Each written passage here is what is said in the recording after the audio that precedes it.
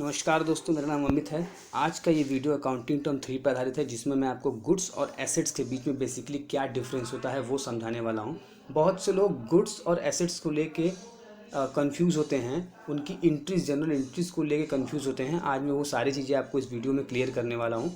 मैंने already accounting term first, जिसमें मैंने एसेट्स और लायबिलिटी एंड इट्स टाइप्स के बारे में बताया हुआ है, और अकाउंटिंग टर्म सेकेंड, जिसमें मैंने bills payable and bills receivable के बारे में बताया हुआ है। ऑलरेडी वीडियो डाल रखा है मैंने, तो आप पहले उस वीडियो को ज़रूर देखें। तो आइए शुरू करते हैं आज के इस वीडियो को। तो आप स्क्रीन पे देख सकते हैं सबसे पहले गुड्स क्या होता है। Goods refers those item which is used, इस लाइन को आप ध्यान समझिए, which is used to sell और परचेज फॉर जनरेट रेवेन्यू।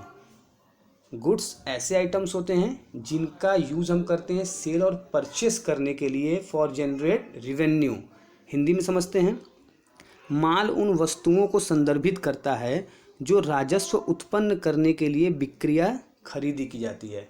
जिनका कार्य क्या होता है, बिक्रिया खरीद, किस पर्पस से, राजस्व उत्पन्न करने के, रेवेन्यू जनरेट करने के पर्पस से। तो गुड्स ऐसे आइटम्स होते हैं जिनका यूज़ हम करते हैं सेल और परचेस करने के लिए for the purpose of generate revenue. तो गुड्स ये होता है, जैसा कि मैंने फिगर में दिखाया है।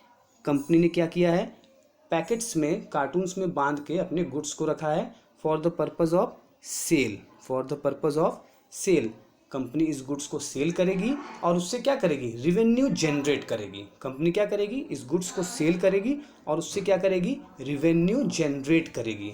तो ये होता है गुड्स। अब हम बढ़ते हैं एसेट्स की तरफ। एसेट्स क्या होता है, an assets refers those item which can use to generate revenue in a business. इस लाइन को ध्यान से समझिए, which can use to generate revenue in a business. Hindi में समझते हैं, संपत्ति उन वस्तुओं को संदर्भित करता है जो किसी व्यवसाय में राजस्व उत्पन्न करने के लिए प्रयोग की जाती हैं। तो एसेट्स क्या होता है, एसेट्स ऐसे आइटम्स होते हैं जिनका यूज़ करके हम रेवेन्यू जनरेट करते हैं, न कि सेल और परचेस करके, यूज़ करके। दोनों में डिफरेंस समझिए। गुड्स ऐसे आइटम होते हैं जिनको हम सेल और परचेस करते हैं फॉर जनरेट रेवेन्यू, और एसेट्स ऐसे आइटम होते हैं जिनका यूज़ हम करते हैं टू जनरेट रेवेन्यू। तो गुड्स और एसेट्स में बेसिकली ये डिफरेंस होता है।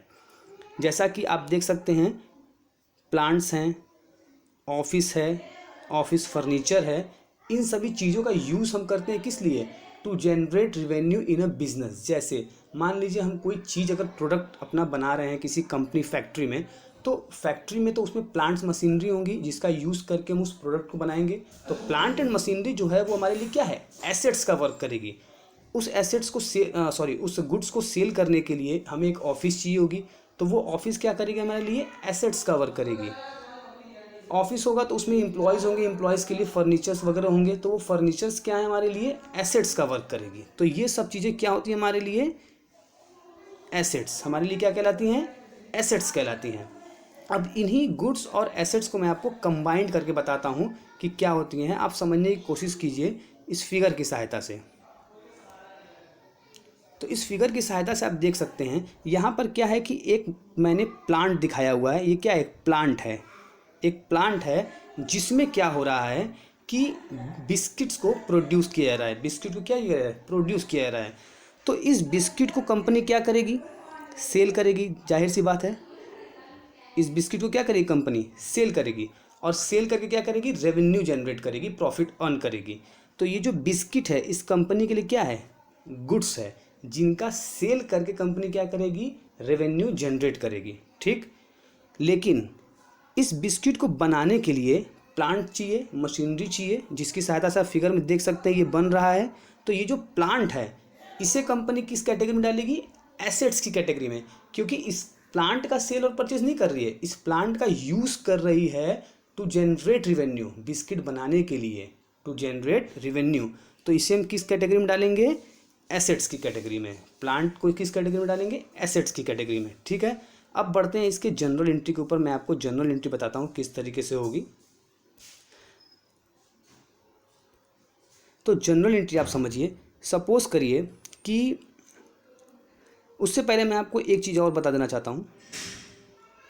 सबसे पहले कि where we use word sale and purchase, कहाँ पर हम परचेज और सेल वर्ड का यूज़ करेंगे, ये बहुत ही इंपॉर्टेंट चीज़ है। अधिकतर लोग इसमें कंफ्यूज जाते हैं, तो इस चीज़ को आप ध्यान समझिए। व्हेन वी यू परचेज और sale any kind of assets, जैसा कि मैंने एसेट्स अभी आपको डिफाइन कर दिया है, तो व्हेन वी परचेज और sale any kind of assets which is use to generate revenue for business, so for these items never use word sale और परचेज, ऐसे चीज़ों के लिए हम सेल और परचेज वर्ड का यूज़ नहीं करते हैं। मीन्स कि अगर हम कंपनी के लिए कोई एसेट्स परचेज या सेल करेंगे तो ऐसी आइटम्स के लिए हम कभी भी परचेज और सेल वर्ड जो होते हैं उनका यूज़ नहीं करेंगे। ठीक, मैंने आपको एसेट्स पीछे समझाया अभी। तो एसेट्स, अगर हम कंपनी के लिए किसी एसेट्स का सेल और परचेज करेंगे तो उनके लिए हम परचेज और सेल वर्ड जो होते हैं उनका यूज़ नहीं करेंगे। ठीक है, बढ़ते हैं पॉइंट नंबर 2 की तरफ। Goods, the things which are purchase and sold by business to generate profit, for these use word sale और परचेज। हम क्या करेंगे, लेकिन अगर हम कंपनी के लिए अगर कोई गुड्स परचेज कर रहे हैं या सेल कर रहे हैं तो उस आइटम के लिए हम परचेज और सेल वर्ड का यूज़ करेंगे। बात को, पॉइंट को आप समझिए कि अगर हम किसी कंपनी के लिए एसेट्स का सेल और परचेज करेंगे तो ऐसे आइटम्स के लिए हम सेल और परचेज का वर्ड का यूज नहीं करेंगे। बट अगर कंपनी के लिए गुड्स का सेल और परचेज करेंगे तो हम ऐसी चीज़ों के लिए परचेज और सेल वर्ड का यूज़ करेंगे। मैं आपको समझाता हूँ एक एग्ज़ाम्पल से। मान लीजिए कि हमने क्या किया, 20,000 रुपये का, 2 लाख रुपए का मान लीजिए एक मशीनरी खरीदा। क्या खरीदा, एक मशीनरी खरीदा 2 लाख रुपए का। तो कंपनी के लिए वो क्या है, एसेट्स माना जाएगा, क्योंकि उसी मशीनरी का यूज़ करके हम क्या करेंगे, अपने गुड्स को प्रोड्यूस करेंगे और उस गुड्स को सेल करके रिवेन्यू जनरेट करेंगे। मीन्स कि ये जो मशीनरी है इसका यूज़ हम करेंगे रिवेन्यू जनरेट करने के लिए। तो ये जो आइटम है वो कंपनी के लिए क्या कहलाएगा, एसेट्स। तो इसकी एंट्री हम क्या करेंगे, हम लिखेंगे मशीनरी अकाउंट को डेबिट करेंगे और क्रेडिट किसे करेंगे, कैश को। ठीक है, यहाँ पर मशीनरी अकाउंट को डेबिट करेंगे क्योंकि कंपनी के पास मशीनरी आ रही है। और रियल अकाउंट का रूल फॉलो करेंगे। तो रियल अकाउंट का रूल क्या बोलता है कि वस्तु संपत्ति आती है तो debit, what comes in debit. तो मशीन कम्स इन, तो यहाँ पर मशीन कम्स इन, तो मशीन अकाउंट डेबिट।